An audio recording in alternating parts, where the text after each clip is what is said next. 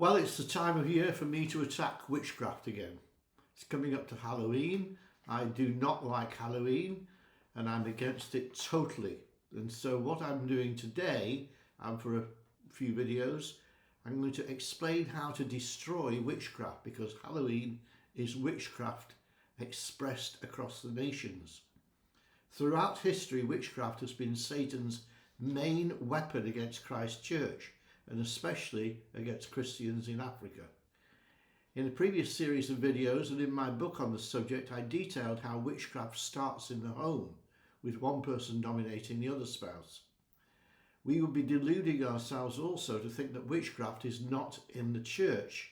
Jezebel's spirits are common and even mentioned by the angel in the church at Thyatira, Revelation 2:20.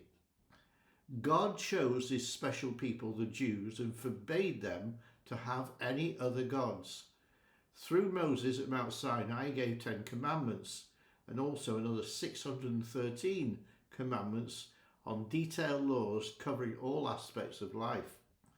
When Israel was under the rule of Samuel, the whole nation had peace. Wonderful. With its surrounding enemies, no enemies attacked them while Samuel was in charge. But the people were not content with God. They wanted a king like everybody else. All the other nations had kings. So Saul was anointed by Samuel to be the first king.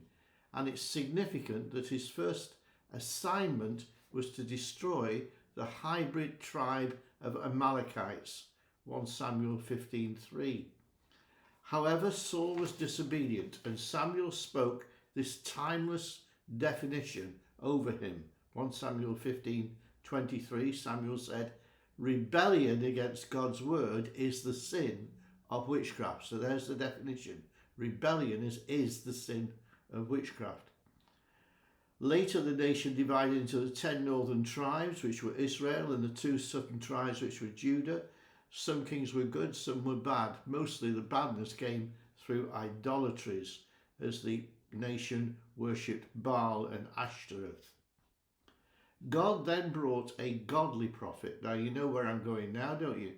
A godly prophet to cleanse the nation of witchcraft, which had been greatly encouraged under the reign of Ahab and, of course, Jezebel, his wife.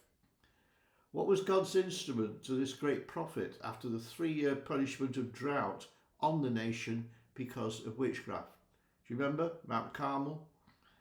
God had told him, send and gather all Israel at Mount Carmel, and the 450 prophets of Baal, and the 400 prophets of the goddess Ashtoreth, who eat at Queen Jezebel's table. So Ahab the king gathered the people and the prophets at Mount Carmel. Now, you know the story probably. It's in 1 Kings 18. I'll paraphrase the rest, and you can pick up the details from your own Bible. Elijah challenged them to call on the name of their gods to send fire down from heaven to burn up their sacrifices. From midday till the evening, this ritual continued, and no fire fell. Then Elijah made his own altar to God, laying his sacrifice on it, and even drenching the altar with water. Then he prayed, Lord, send fire. The fire of the Lord fell and consumed the burnt sacrifice, the wood, and even the stones and the dust, and the water that was in the trench.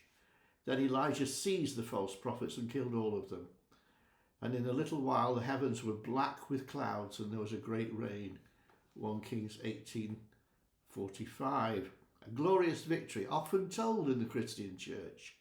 But less known is the wickedness of King Ahab's son, Ahaziah. He fell from a balcony and was gravely injured. This was a man who was big into idol worship, altars of Baal all over the place. In a vain attempt to get well, he sent messengers to the temple of Baal to inquire if he would recover or not. But these messengers sent by Ahaziah to the temple of Baal, they were intercepted by a hairy man wearing a leather girdle. Guess you know who that was. That was in 2 Kings 1 and verse 8. Ahaziah knew this was his enemy, Elijah. Elijah told the messengers to tell the king he would not recover, but die. So the king sent to Elijah a captain of 50 men to seize him. And he found him sitting on a hilltop. And they said to him, "Man of God, the king says, come down." And Elijah said to the captain of 50, "If I'm a man of God, then let fire come down from heaven and consume you and your 50. And fire fell from heaven and consumed him and his 50. Now this happened twice more, a second captain and a third captain. Now the third captain asked Elijah for mercy. And he said, "Let my life be precious in your sight." And the angel of the Lord then said to Elijah, "Okay, go down with him, don't be afraid." So he arose and went to the king. This is in 2 Kings 1, verses 9 to 16.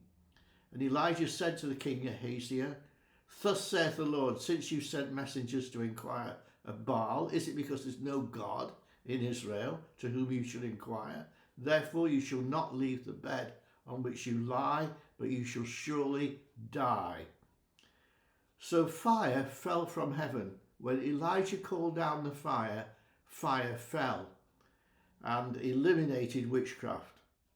Does fire come to us when we call upon it to fall, if we're troubled by witchcraft? Has God changed his modus operandi? No, he hasn't changed it. So if in your church or you encounter witchcraft in any form, this is what you should do. You should lift your hands and call upon the God of Elijah. Lord, send fire, fire, fire upon these witchcraft infected people, and expect God to cause manifestations. The demons will scream, they'll leave, and your church or your family will be purged of witchcraft. Stay away from Halloween celebrations.